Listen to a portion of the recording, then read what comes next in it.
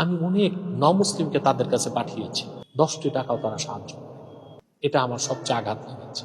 তারা বলে যে প্রজেক্টের বাইরে তারা কিছু খরচ করে না। এটা কি কোনো কথা হলো? তো যারা ফাউন্ডেশন নিয়ে বসেছে আমি দেখি তারা নমুসলিমদেরকে দান করে না।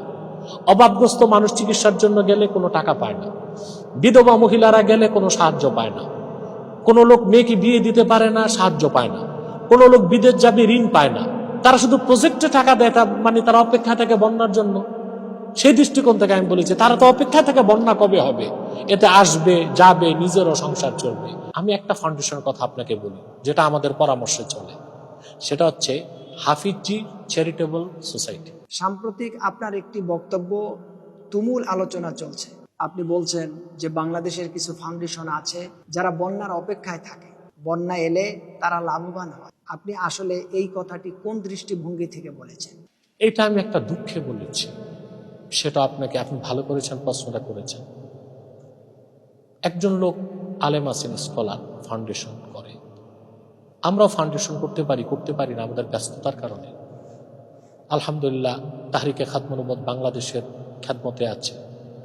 সারা দেশে ওয়াজ মাহফিলে যেতে হয়, ছাত্রদেরকে হাদিস শরীফ পড়াতে হয়, দরবার শরীফের দায়িত্ব, সব মিলিয়ে আমরা যে ফাউন্ডেশন দাঁড় করিয়ে বসে যাব এই সুযোগটা আমাদের নেই। যারা ফাউন্ডেশন করেছে তাদের কিন্তু আপনি মৌলিক কাজগুলো পাবেন না। তারা কোনো মাদ্রাসায় পড়াচ্ছে না, ওয়াজ মাহফিল করতেছে না, কোনো সংগঠনের সাথে নাই। তাদের রুজি রোজগার, রুটি ডাল ভাত, তাদের চলাফেরা, গাড়ি বাড়ি সবকিছুই ফাউন্ডেশনের টাকা দিয়ে। এখন আমার প্রশ্ন, এই ফাউন্ডেশনে যারা ডোনেট করছে, জাকাতের টাকা দিচ্ছে, এখন জাকাত তো 8 প্রকার ব্যক্তির জন্য প্রযোজ্য। তারা যে এখান থেকে টাকা নিচ্ছে, ভোগ বিলাস করছে, সংসার চালাচ্ছে, তাদের মন মতো প্রয়োগ করছে, টাকাগুলো খরচ করছে, এটা শরীয়ত সম্মত কিনা এটা একটা বিষয়। দ্বিতীয় হচ্ছে, আমি অনেক নমুসলিমকে তাদের কাছে পাঠিয়েছি, 10টি টাকাও তারা সাহায্য করে। এটা আমার সবচেয়ে আঘাত লেগেছে।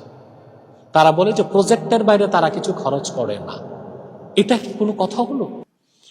ইসলামে যেটা মানবিক কাজ হিসেবে দান খয়রাতের কথা বলা হয়েছে, ফাউন্ডেশনের কাজ হচ্ছে যে কোনো দুঃখী মানুষের ট্রিটমেন্ট তারা করে দিবে।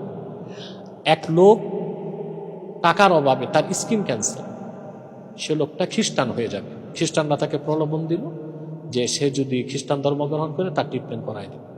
লোকটা আমাকে বলল, আমার কলিজার পানি শুকায় গেল। তাকে আমি ডাকলাম, সেই ফাউন্ডেশনের স্কলারের কাছে আমি পাঠালাম, 1টি টাকাও সে দেয়নি, প্রজেক্টের বাইরে সে কিছু দেয় না। পরে আমি যতটুকু পারছি বিভিন্ন ইউটিউবার দিয়ে তাকে যথেষ্ট অর্থনৈতিক সহযোগিতা করেছি এবং সে অপারেশন করিয়েছে। যত নমুসলিমকে তাদের কাছে পাঠালাম, 1টা টাকাও তারা দিল না। তো তাদের ফাউন্ডেশন কি জন্য? তো তারা অপেক্ষায় থাকে বন্যা না হলে, ভূমিকম্প না হলে তাদের ফাউন্ডেশন তো চলবে না। সেজন্য আমি একটা দৃষ্টান্ত দিয়েছি যে বাঈউল আকফান, কাফন বিক্রেতাদের উপর আল্লাহ লানত আসে। আবুল্লাহ সামারকান্দি রহমতুল্লাহ বলছেন, কারণ কাফন বিক্রি হয় তখন যখন মানুষ মারা যায়। তো সে অপেক্ষায় থাকে মানুষ কখন মরবে, তার কাফন কখন বিক্রি হবে। তো যারা ফাউন্ডেশন নিয়ে বসেছে আমি দেখি তারা নমুসলিমদেরকে দান করে না। অভাবগ্রস্ত মানুষ চিকিৎসার জন্য গেলে কোনো টাকা পায় না, বিধবা মহিলারা গেলে কোনো সাহায্য পায় না, কোনো লোক মেয়েকে বিয়ে দিতে পারে না, সাহায্য পায় না, কোনো লোক বিদেশ যাবে ঋণ পায় না। তারা শুধু প্রজেক্টে টাকা দেয়, মানে তারা অপেক্ষা থাকে বন্যার জন্য। সেই দৃষ্টিকোণ থেকে আমি বলেছি তারা তো অপেক্ষা থাকে বন্যা কবে হবে, এতে আসবে যাবে, নিজেরও সংসার চলবে। এই দৃষ্টিকোণ থেকে আমি কথাটা বলেছি, ক্ষোভ থেকে, দুঃখ থেকে। এখান থেকে আরেকটা জিনিস বের হয়, তাহলে অনেক ফাউন্ডেশনের চেয়ারম্যান, ভাইস চেয়ারম্যান তারা বিভিন্ন সেমিনার প্রকাশ্যে বলে থাকেন যে আমরা আমাদের ফাউন্ডেশন থেকে কোনো স্যালারি গ্রহণ করি না, আমাদের ব্যক্তিগত কাজে, আমাদের পারিবারিক কোনো কাজে ফাউন্ডেশন থেকে কোনো টাকা নেই। এই এক ধরনের লোক, আর যারা সৎ পাবেন তারাই তো সৎ, তাদের দাবি অনুযায়ী। তাদের উদ্দেশ্যে আপনার পরামর্শ কি ফাউন্ডেশন? দেখুন, আপনি যাদের কথা বলেছেন, এই ফাউন্ডেশনগুলো যারা করে, তাদের ফাউন্ডেশনগুলো দাঁড়ানোর পর দেখি তারা আর ওয়াজ মাহফিল করে না, বা কোনো মাদ্রাসায় শিক্ষকতা করে না, বা তারা কোনো তরিকত তাসাউফ চর্চাও করে না। যাদের মুরিদ ভক্ত আছে তাদের সংসার চলে কি করে, এটা আমার প্রশ্ন। স্বাভাবিক উত্তর, ফাউন্ডেশনের টাকা থেকেই চলে। তারা কোনো না কোনোভাবে সেখান থেকে টাকা নিচ্ছে এবং রাজকীয় জীবনযাপন করছে। বাকি আমি একটা ফাউন্ডেশনের কথা আপনাকে বলি যেটা আমাদের পরামর্শে চলে, সেটা হচ্ছে হাফিজি চ্যারিটেবল সোসাইটি। এই যে আমার খুব স্নেহের রাজ, এই সংস্থাতে আমি আপনার উপদেষ্টা, এবং আমাদের উপদেশ পরামর্শ নিয়ে তারা চলে। আজ পর্যন্ত যত মুসলিমের জন্য, অভাবগ্রস্ত মানুষের জন্য, ছাত্রের জন্য আমি তাদের কাছে পাঠিয়েছি, তারা 1 লাখ, 2 লাখ, 50,000 টাকার সাহায্য করেছে। এবং সবচেয়ে মজার কথা, আমারই মহল্লা একটা বিধবা মহিলা, তার ঘর বাড়ি ছিল না, বৃষ্টির পানি পড়ত।